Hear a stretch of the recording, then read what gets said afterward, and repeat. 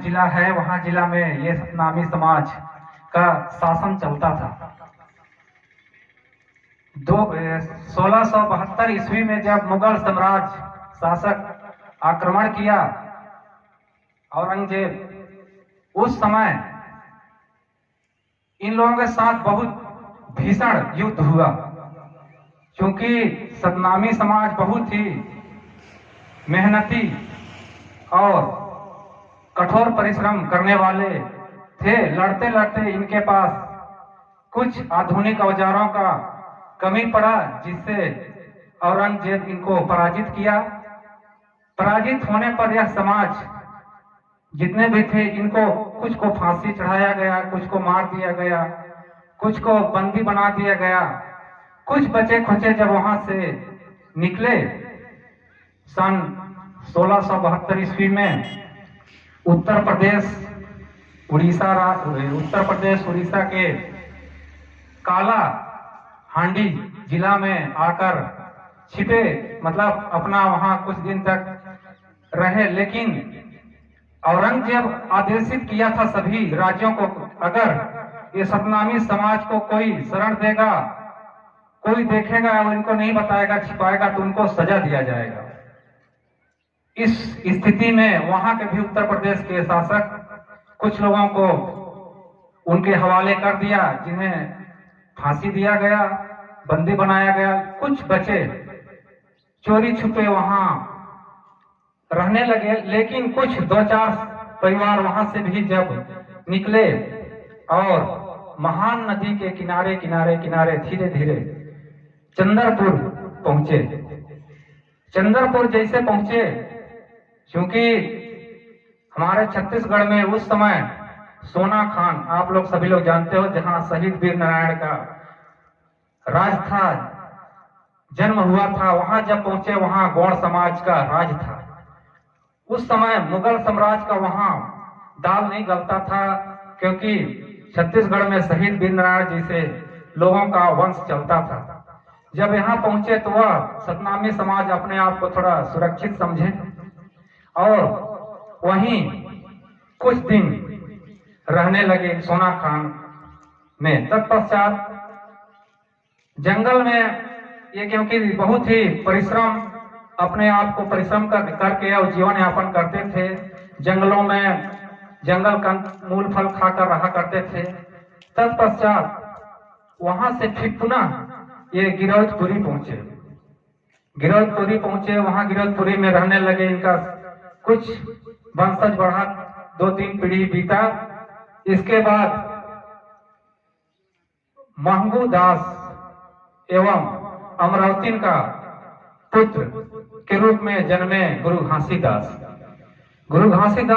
बचपन इनका बीता जंगलों में और जंगल में ही रहकर अपना जो भी दिनचर्या बिताते थे। पुनः इनका विवाह जब समय आया तो इनका विवाह सिरपुर के जो बौद्धिस्ट थे उनके लड़की के साथ इनका शादी हुआ। शादी होने के बाद इनका 5 पुत्र हुए, मतलब 4 पुत्र 1 पुत्री, जिसका लड़की का नाम सुभद्रा दास, पुत्र का नाम बालक दास, इस प्रकार से 3 और थे। कुछ समय बाद इन्होंने इनका जो उस समय समाज में जो छुआछूत की भावना बहुत ज्यादा था। छुआछूत की भावना होने के कारण छोटे जात के लोगों को कोड़ के समान मानते थे। उनसे जो उच्च वर्ग के थे वो बहुत दूर भागते थे कि यदि उनको हम छू दे देंगे तो हमको कोड़ की बीमारी न हो जाए। इस प्रकार से इनको बहुत ही ठेस पहुंचता था गुरु घासीदास को। अब इन्होंने क्या किए कि छाता पहाड़ करके है गिरौदपुरी में, छाता पहाड़ जो वर्तमान में बलौदा बाजार जिला में आता है। छाता पहाड़ के नीचे पहाड़ के ऊपर औरा के नीचे जाकर तपस्या में बैठ गए। और जब तपस्या में बैठे इन्हें गौतम बुद्ध जैसे अचानक ज्ञान प्राप्त हुआ कि इन्होंने सबसे पहले 7 इनका संदेश था कि मैं पहली बात तो सत्य का हमेशा समर्थन करना, सदा सत्य का मार्ग बताना। दूसरा था कि जाति पाति छुआछूत को दूर भगाना था। तीसरा था कि दोपहर के बाद नागर नहीं जोतना है, बैल को परेशान नहीं करना है। चौथा था कि किसी भी प्राय मतलब बहन बेटियों को अपने माँ बहन के समान देखना चाहिए। इस प्रकार से 7 इनका संदेश था। उसी प्रकार से इनका विशेष जो मेन कार्य हुआ वो भी 7 माना जाता है। वैसे तो 42 है, लेकिन 7 ग्रंथों के हिसाब से लिखित है कि इन्होंने जब वहां गिरौदपुरी में रहते हुए जब इन्हें ज्ञान प्राप्त हुआ, इन्होंने सबसे पहले 400 किलोमीटर दूर बस्तर में गए, जहां माता दंतेश्वरी माता का आज भी विराजमान है। वहां पहले क्या होता था उस समय, वहां बस्तर जब पहुंचे माता दंतेश्वरी मंदिर में नर बलि चढ़ाते थे लोग। वहां के लोग, वहां का जो भी शासन था, व्यवस्था था, तो मतलब नर लोगों को उस मंदिर में चढ़ाते थे, पूजा चढ़ाते थे। तब वहां कोई भी सफल काम करने का शुरुआत करते थे। जब ये बाबा वहां जब पहुंचे तो वहां देखे थे स्थिति, फिर इन्होंने उसका लोगों को समझाना शुरू किया, विरोध करना शुरू किया कि भाई देखिए नर बलि मत चढ़ाइए, बल्कि श्रद्धा के साथ उसी देवी को पूजिए, श्रद्धा का सुमन फूल चढ़ाइए। और ऐसे जब इन्होंने करना शुरू किया तो सभी लोग, उस क्षेत्र के लोग जो, क्योंकि एक बंधा हुआ स्थिति था कि इस हर समय मतलब अपना वो के लिए नर बलि चढ़ाते थे। जब वहां छुटकारा पाए तो इनका समर्थन करना शुरू किए बस्तर के। दूसरा इनका फिर धर्म सभा हुआ कांकेर में। कांकेर का राजा इनका बहुत परीक्षा लेना चाहा, लेकिन उनके सामने टिक नहीं पाए बाबा गुरु घासीदास के पास। और वहां से फिर पुनः इन्होंने दुर्ग में, जहां गोड़ी समाज के बहुत हमारे भाई रहते थे, उनका भी एक प्रचलन रूढ़िवादी बहुत ज्यादा था। लेकिन गुरु घासीदास बाबा जी वहां पहुंचे दुर्ग, और दुर्ग में जाके सभी को समझाए कि देखिए बलि चढ़ाना, मुर्गा पूजना, बकरा पूजना ये बहुत अच्छी चीज नहीं है। भगवान को पूजना है तो श्रद्धा के साथ पूजिए और उनके साथ मानो एक समान की भावना जगाए। पुनः इन्होंने माता डोंगरगढ़, आप लोग सब लोग जानते हैं, डोंगरगढ़ में माता बमलेश्वरी मंदिर प्रसिद्ध, विश्व प्रसिद्ध जगह है। जब वहां पहुंचे बाबा जी तो वहां देखे रामनवमी के समय में पूरा नीचे से ऊपर तक पूरा बकरा बकरी मुर्गा लेने के लोग अपना मन्नत पूरा करने के लिए लाइन में लगे हुए थे। जब बाबा वहां पहुंचे तो बाबा जी देखे और उनको देखकर उस स्थिति को रोना आ गया कि इतना निर्दोष प्राणियों को यहाँ अपना स्वार्थ के लिए लोग पूज रहे हैं।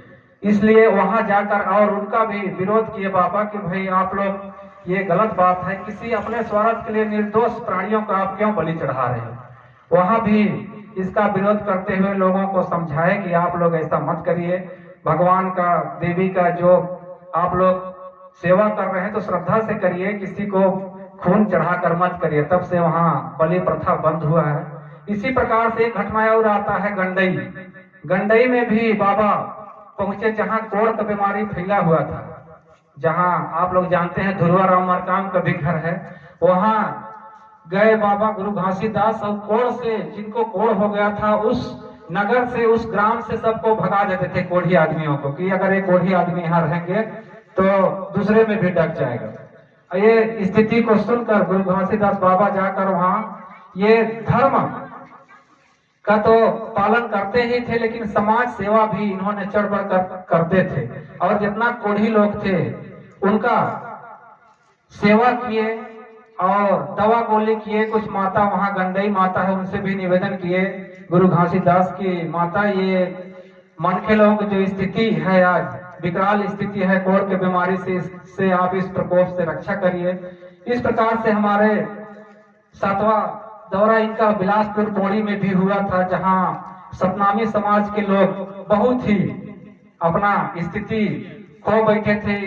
और इनका अंत में अंतिम अंतर्ध्यान होने का सही स्थिति कहा जाता है 1850 में इनका वहीं भंडार देही में इनका अंतर्ध्यान हुआ। इस प्रकार से गुरु घासीदास बाबा का छोटा मोटा मैं सुना था ग्रंथों में कि इस प्रकार से इनका हुआ है। अब बोले गुरु घासीदास बाबा की जय जय जय सतनाम। जय जय सतनाम। जैसा कि मालूम है 18 दिसंबर बाबा गुरु घासीदास जी का जन्म जयंती होता है। आज इस अवसर पर हम लोग यहाँ एकत्र हैं और एक प्रयास है कि हम भी सीखना चाहते हैं और महापुरुषों के बारे में जानना चाहते हैं और जानने के साथ में हम अपने परिवार को, बच्चे को भी समझाना चाहते हैं कि महापुरुषों को जानने से क्या फायदा होता है। छत्तीसगढ़ के धरती में एक महान जो समाज के लिए जो प्रवर्तक बने, जैसा कि बताया गया कि शतनामी समाज से है। स्कूल में प्रावधान है हर महापुरुषों की जीवनी को उनको पढ़ाया जाए। ठीक है, किताबों में नहीं, कबीरदास का जो वाणी है, तुलसीदास जी की वाणी है, कविता है। आज ये पता नहीं क्या क्या पद्धतियां बदल रहे हैं। जो संस्कार से जुड़ा हुआ चीज है, गीता रामायण से बात जो जुड़ा हुआ चीज, उनको स्कूलों से पता नहीं क्यों हटाया जा रहा है। कबीरदास की जो वाणी है हटाया जा रहा है, कुंडलिया है उनको हटाया जा रहा है, जो कि धार्मिक जो चीज है बच्चों में संस्कार डालता है। तो ऐसे हमारे महापुरुषों को अभी छत्तीसगढ़ सरकार ने भी कि इनकी जीवनी के बारे में बताया जाए। ऐसे जो महापुरुष हैं, ऐसे दिव्य ज्ञान, दिव्य ज्योति जिनको प्राप्त हुआ, ऐसे हमारे मानव को मैं प्रणाम करता हूं। और 1756 से लेकर के 1850 साल का जो सफर इन्होंने किया और जो समाज के लिए दिशा दिया, इसको तो हर समाज स्वीकार कर रहा है कि जितना भी हम ज्ञान का अर्जन करेंगे, जितना भी पढ़ाई करेंगे, उतना ही मानव का जो क्वालिटी है, मानव जीवन का जो स्तर है वो ऊपर उठता है। और हमारे ही विकास से पूरे देश का विकास होगा और हमारे ही मजबूती में देश मजबूत होगा और हमारे ही संस्कार से पूरा समाज का संस्कार बनेगा। ऐसे अपने आप को संस्कारी बनाने का और शिक्षित होने का और अपने जीवन में उत्कृष्ट स्थान को प्राप्त करने का ऐसा हम लोग संकल्प लेंगे। ऐसा बात बोल करके मैं अपनी बात को विराम देता हूँ। सभी को जय जय सतनाम। जय सतनाम।